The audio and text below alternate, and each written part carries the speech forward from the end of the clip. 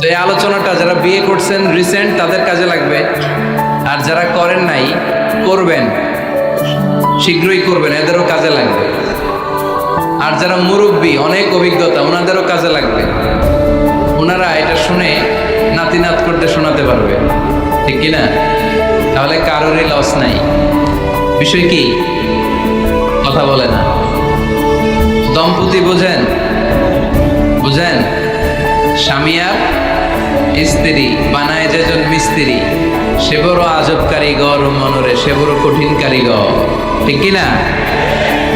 পৃথিবীর প্রথম দম্পতি হচ্ছে সাইয়েদনা আদম আলাইহিস সালাম আর হাওয়া আলাইহিস সালাম।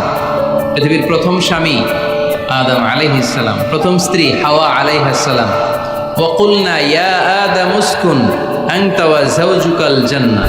আল্লাহ বললেন, আদম তুমি আর তোমার জোড়া বা তোমার স্ত্রী দুজনে মিলে জান্নাতে থাকো। তাহলে ওনারা ছিলেন স্বামী আর স্ত্রী, ঠিক কিনা? তাহলে এই দাম্পত্য সম্পর্কটা এটা জান্নাতি সম্পর্ক। কি সম্পর্ক? উত্তর দিতে হবে দৌলতপুরের ভাইরা। রাগ করছেন আমার সাথে? শীত লাগতেছে? উত্তর দেওয়া যাবে আওয়াজ করে? হ্যাঁ, আওয়াজ করে উত্তর দিবেন, মুখে তালা মেরে বসে থাকা যাবে। তাহলে পৃথিবীর প্রথম স্বামীর নাম কি? আদম আলাইহিস সালাম। পৃথিবীর প্রথম স্ত্রী হাওয়া আলাইহিস সালাম। এই দাম্পত্য সম্পর্কটা বড় মধুর, বড় গভীর, বড্ড ভালোবাসা, ঠিক কিনা? স্বামী আর স্ত্রী, স্বামী আর স্ত্রী, এই সম্পর্কটাকে আল্লাহ তাআলা কোরআনে পোশাকের সাথে তুলনা করেছেন। কিসের সাথে?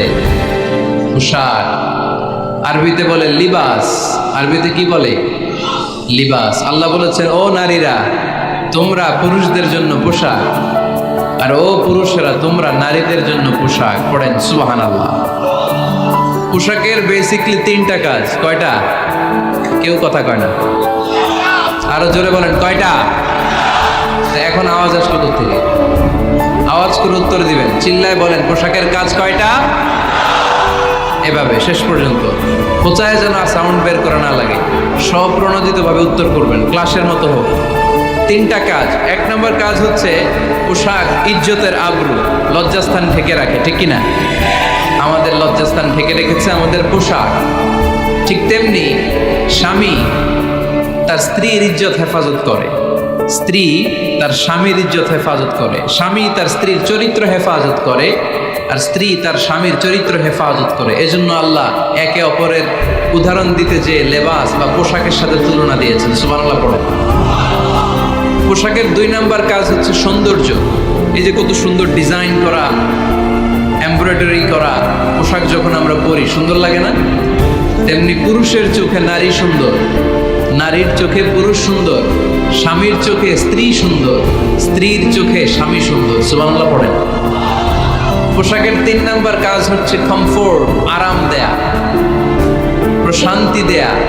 শীতকালে এই যে আমরা ব্লেজার পরেছি, জ্যাকেট পরেছি, অনেকে চাদর গায়ে দিয়েছেন, কেউ মাথায় রুমাল দিয়েছেন, কেউ গলায় মাফলার দিয়েছেন, একটা উষ্ণ উষ্ণ আরাম আছে না নাই? আবার গরমের কালে পাতলা সুতি কটনের কাপড় পরলে একটা আরাম আছে না নাই? তাহলে পোশাক পরলে যেমনি আমাদের দেহ প্রশান্ত হয়, আরাম পাওয়া যায়, তেমনি স্বামী স্ত্রীর স্পর্শ পেলে সে আরাম পায়, তার হৃদয়টা প্রশান্ত করে দেয় কে?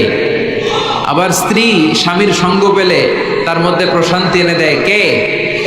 এজন্য রব্বুল আলামিন বলেন, হুন্না লিবাসুল লাকুম ওয়া আনতুম লিবাসুল লাহুন্না।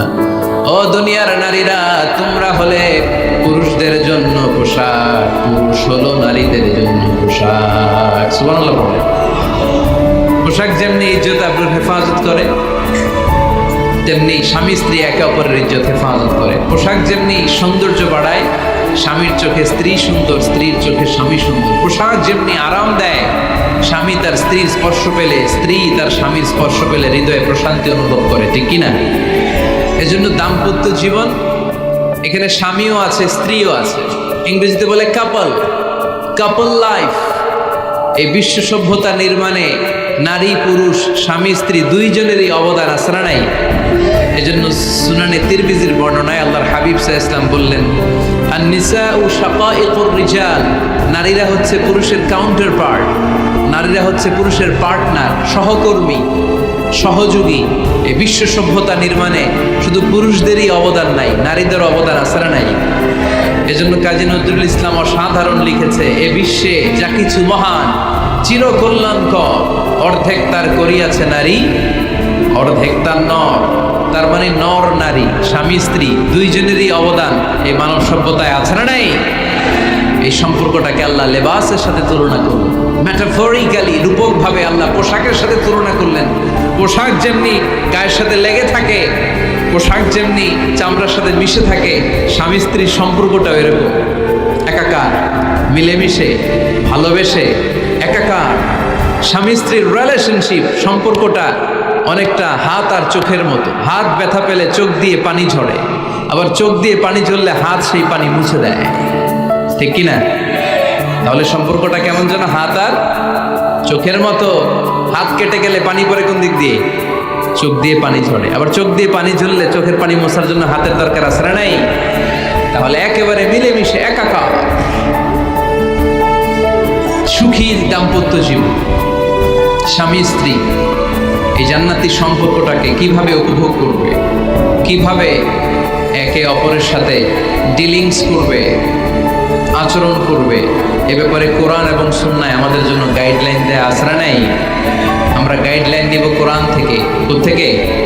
কোরআন থেকে আর সুন্নাহ থেকে। কারণ এই কোরআন আর সুন্নাহ আমাদেরকে সঠিক জীবন দর্শন শিখায়, কিভাবে এই পৃথিবীতে চললে পৃথিবীতেও সুখ, আবার আখেরাতেও সুখ, এর সব দিক নির্দেশনা কোরআনে আছে না নাই?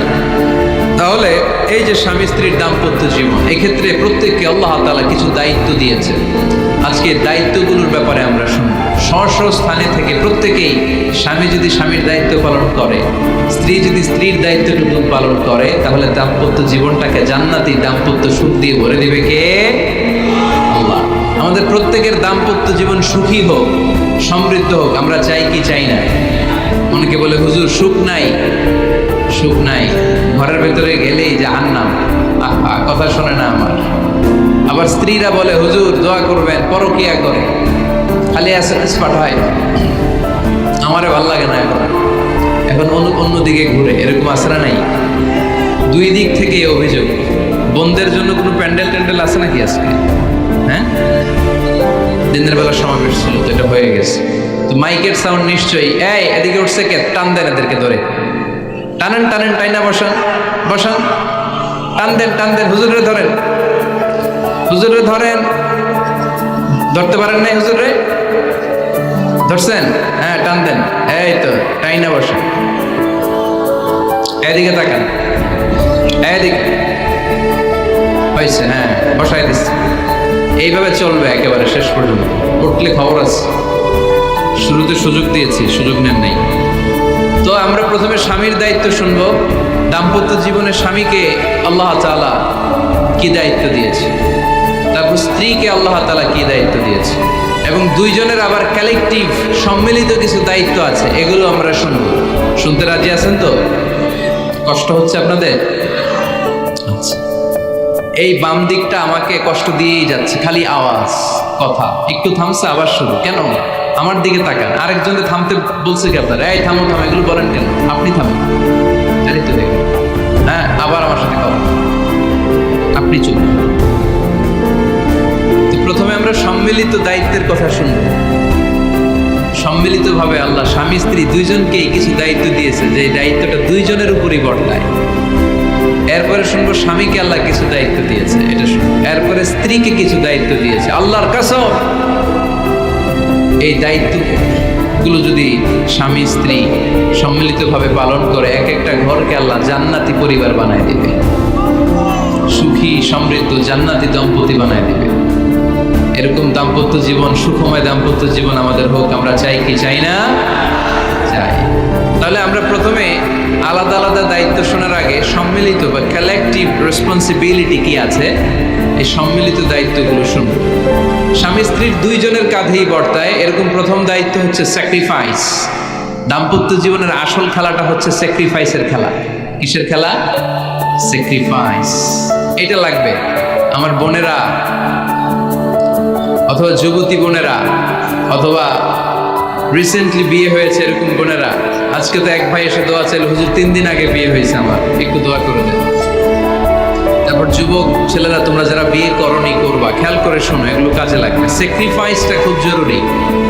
স্যাক্রিফাইস ইজ দ্য কি of a successful happy couple life. একটা সুখী দাম্পত্য জীবনের আসল চাবি হচ্ছে স্যাক্রিফাইস। আওয়াজ করে বলতে হবে, চাবিটার নাম কি? স্যাক্রিফাইস করতে হবে, একটু মানিয়ে নেয়া, একে অপরকে বোঝা, একটু ভালোবাসা, একটু মানিয়ে চলা, এটার নাম হচ্ছে স্যাক্রিফাইস। একে অপরকে বোঝার চেষ্টা করা, একটু মানিয়ে চলার চেষ্টা করা, একটু ভালো লাগা, একটু ভালোবাসা, সুখ দুঃখ ভাগাভাগি করে মিলেমিশে একাকার হয়ে যাওয়া, এটার নামই দাম্পত্য জীবন, ঠিক কিনা? এটার নামই দাম্পত্য জীবন। মিলেমিশে একাকার হয়ে যেতে হবে, স্যাক্রিফাইসের মানসিকতা অর্জন করতে হবে। একে অপরের দোষ ধরলে চলবে না, কারণ no one is perfect in this life. আপনি যে আপনার বউয়ের দোষ ধরতেছেন, আপনার দোষ নাই? কথা বলেন না কেন? আপনারও দোষ আছে না নাই?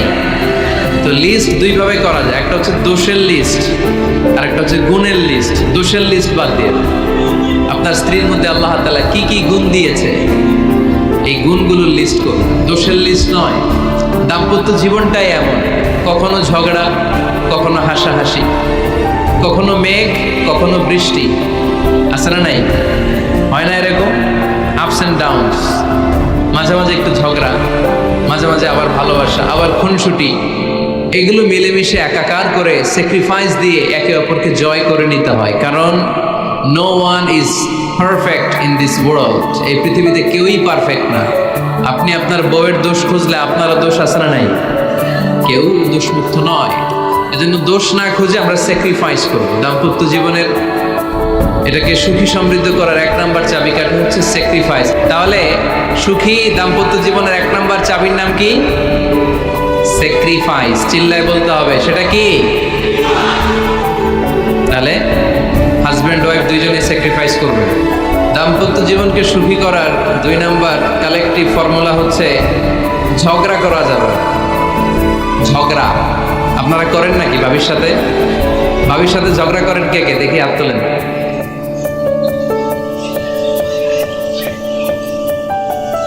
এদিকে সব আল্লাহর ওলি, এরা ঝগড়া টগড়া করে না। আপনি করেন? এই সাহসী সন্তান আছে কিছু, মাশাআল্লাহ, ঠিক আছে, বেশি করেন না আবার। হ্যাঁ ঠিক আছে, ঠিক আছে, তোমরা করো বলছি, আপনারাও করেন, ওকে।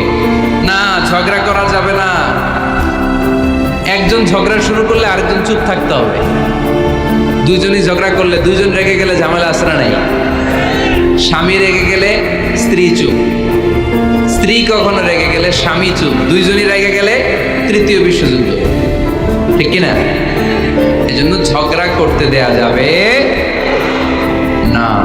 কারণ এই ঝগড়া, সামান্য ঝগড়া থেকে এই ঝগড়া বাড়তে বাড়তে এটা বিচ্ছেদের দিকে গড়ায়, ডিভোর্স হয়ে যায়। এরকম কত কেস যে আমার কাছে আসে, কত কেস যে আমার কাছে আসে যে হুজুর ছোট্ট ঝগড়া থেকে আমাদের মধ্যে ঝগড়া বাড়তে বাড়তে ইগো প্রবলেমের কারণে বিচ্ছেদে গড়ায়। আর এই ঝগড়া একটু শুরু হলে ইবলিস শয়তানের কাজ হচ্ছে পালে বাতাস দেয়। কি দেয়? পালে বাতাস পেলে এটা দাউ দাউ করে উঁচু হয়ে ওঠে। আগুনের মধ্যে যেমনি কেরোসিন ঢাললে দাউ দাউ করে জ্বলে, সামান্য ঝগড়ার ছোতা পেলে ইবলিস শয়তান খালি দাউ দাউ করে এই ঝগড়ার আগুনকে জ্বালিয়ে দেয়, ঠিক কিনা? এই জন্য ঝগড়া করবেন না, মেহরবানি করে ঝগড়া শুরু করবেন না। যে কোনো মূল্যে এই ঝগড়াকে থামায় রাখতে হবে। তো ফ্যামিলিতে ঝগড়া অনেক সময় হয়ে যায়, কিন্তু একজন ঝগড়া করলে আরেকজন চুপ থাকতে হবে। ঝগড়া নিয়ে একটা মজার গল্প আছে, শুনবেন? বিশৃঙ্খলা করলে তো গল্প শোনানো যাবে না, একেবারে চুপ। আমার দিকে তাকান, তাকিয়েছেন? ঝগড়া নিয়ে যে গল্পটা, সেটা হচ্ছে এক স্বামী ওয়াজ শুনে বাড়িতে গেছে রাত 11টায়। বাড়ির কাছাকাছি যেতে না যেতে, স্ত্রীর আবার স্বভাব হচ্ছে রাতের খাবারটা স্বামীর সাথে একসাথে খায়, আলাদা খায় না। তো বাড়ির সামনে যেই স্বামী ফোন দিছে ওয়াইফকে, এই শুরু করার আগে দরজাটা খোলো, আমি চলে আসছি। তো ওয়াইফ এসে দরজা খুলে দিচ্ছে। এবার স্বামী ঘরে ঢুকে বলে, শুরু করার আগে রাতের খাবারটা দিয়ে দাও টেবিলে, খেয়ে ফেলি। স্ত্রী বেচারি ডাইনিং টেবিলে খাবার দিয়েছে, হাজব্যান্ড বেচারা ওয়াশরুম থেকে ফ্রেশ হয়ে ডাইনিং টেবিলে বসেছে, স্ত্রীও বসেছে। তো খুব বড্ড গরম। হাজব্যান্ড বলে, শুরু করার আগে ফ্যানটা ছাড়। এইবার তো স্ত্রী বেচারি রেগে মেগে আগুন, কি আসার পর থেকে শুরু করার আগে কি শুরু করার আগে? হাজব্যান্ড বলে, এই তো শুরু হয়ে গেল। মানে কি? ঝগড়া। মানে কি? ঝগড়া। প্রিয় ভাইয়েরা, ঝগড়া করবেন না। স্বামী রেগে গেলে স্ত্রী চুপ থাকবেন, স্ত্রী রেগে গেলে স্বামী চুপ থাকবেন। কারণ সেই মুসলিমে এসেছে, ইন্না ইবলিসা ইয়াদাউ আরশাহু আলাল মা। ইবলিস শয়তান তার সিংহাসন গেড়েছে সাগরের উপর। কোথায়? ইবলিসের সিংহাসন কোথায়? সাগরের উপর। সুম্মা ইয়াবাসু সারায়াহু, সে প্রতিদিন সকালবেলা তার সাঙ্গপাঙ্গরে গোটা পৃথিবীতে পাঠায়, যা পৃথিবীতে ফাসাদ সৃষ্টি কর। ইবলিস যখন সাঙ্গপাঙ্গদেরকে গোটা পৃথিবীতে ছড়িয়ে দেয়, সারাদিন ধোকা দেওয়ার পরে, ওয়াসওয়াসা দেওয়ার পরে, রাত্রিবেলা ইবলিসের কাছে ফিরে আসে, এসে বলে, ও ইবলিস, আমি আজকে আল্লাহর বান্দাদেরকে দিয়ে মিথ্যা কথা বলিয়েছি। ইবলিস বলে, এটা তো কোনো ব্যাপারই না, এগুলোই তো তোদের কাজ। আরেক শয়তান বলে, আমি ওজনে কম দিয়েছি একজনের মাধ্যমে বাজারে। ইবলিস বলে, এটাও তেমন বড় কোনো কাজ নয়। আরেকজন বলে, আমি সুদের ডিলিংস করিয়েছি। ইবলিস বলে, এটাও কোনো কাজ নয়। আরেক শয়তান বলে, আমি মদের আড্ডাখানায় নিয়ে মসজিদে যেতে নিয়েছিল, সেখান থেকে সরিয়ে মদের আড্ডাখানায় আল্লাহর বান্দাদেরকে নিয়েছি। ইবলিস বলে, এইটাও তেমন বড় কোনো কাজ নয়। আরেক শয়তান এসে বলে, মা তারাকতুহু হাত্তা ফাররাকতু বাইনাহু ওয়া বাইনা ইমরাআতিহি, আমি এক আল্লাহর বান্দার সাথে বান্দির ঝগড়া লাগিয়ে ঝগড়া করাতে করাতে তালাক পর্যন্ত নিয়ে গিয়েছি। মা তারাকতুহু হাত্তা ফাররাকতু বাইনাহু ওয়া বাইনা ইমরাআতিহি, আমি এক ইমানদার পরিবারকে ধ্বংসের শেষ প্রান্তে নিয়ে গিয়েছি। সামান্য ঝগড়ার পরে আমি ওয়াসওয়াসা দিতে দিতে ঝগড়া বাড়াতে বাড়াতে তালাক পর্যন্ত নিয়েছি। ইবলিস বলে, শাবাশ, তুই তো কাজের মতো কাজ করেছিস, আমার কাছে আয়, আমার কাঁধে ওঠ। ইবলিস তখন ওই শয়তানকে কাঁধে নিয়ে নাচতে শুরু করে। নাউজুবিল্লাহ পড়বেন না? এজন্য ইমানদারদের সংসার ভেঙে খান খান হোক, এটা হলে ইবলিস খুশি, আর ইমানদারের পরিবার টিকে থাকলে আমার আল্লাহ খুশি। আমরা কার খুশি চাই? এজন্য শয়তানরে খুশি হতে দেওয়া যাবে না। ইমানদারদের পরিবারগুলো ঝগড়ার মাধ্যমে ভেঙে যাক, সব সময় শয়তানের মিশন এটা। আর ইমানদারদের পরিবারগুলো টিকে থাক, এটা আমার আল্লাহ সব সময় চায়। সুবহানাল্লাহ পড়েন। এজন্য দৌলতপুরের ভাইরা, ঝগড়া করবেন না। ঝগড়া কিন্তু নবী রাসূলদের পরিবারেও ছিল, আল্লাহ রাসূল সাল্লাল্লাহু আলাইহি ওয়াসাল্লামের পরিবারেও ঝগড়া ছিল। এটা স্বাভাবিক, দাম্পত্য জীবনের খুব সিম্পল ইস্যু। একজন রাগ করলে আরেকজন থেমে যাবে। পারবেন? কি হলো, পারবেন না? আল্লাহর হাবিব সাল্লাল্লাহু আলাইহি ওয়াসাল্লামের সাথে আম্মা জান আয়েশার ঝগড়া হতো। মজার একটা হাদিস শুনে, সহিহ বুখারীর হাদিস, মুসনাদ আহমদ ইবনে হাম্বলও এসেছে এই হাদিসটা। আম্মা জান আয়েশার সাথে ঝগড়ার পর আম্মা জান আয়েশাও রাগ, আল্লাহ রাসূল সাল্লাল্লাহু আলাইহি ওয়াসাল্লামও রাগ। এখন রাগ মিটানোর দরকার আছে না নাই? আল্লাহ রাসূল সাল্লাল্লাহু আলাইহি ওয়াসাল্লাম বললেন, আয়েশা চলো মিটমাট করে ফেলি। সুবহানাল্লাহ কইবেন না? চলো মিটমাট করি। মিটমাটের জন্য ওমর রে ডাকি। আম্মা জান আয়েশা বলে, না, ওমর গলিফ, ওমর খুব মেজাজ, আমার ডর লাগে।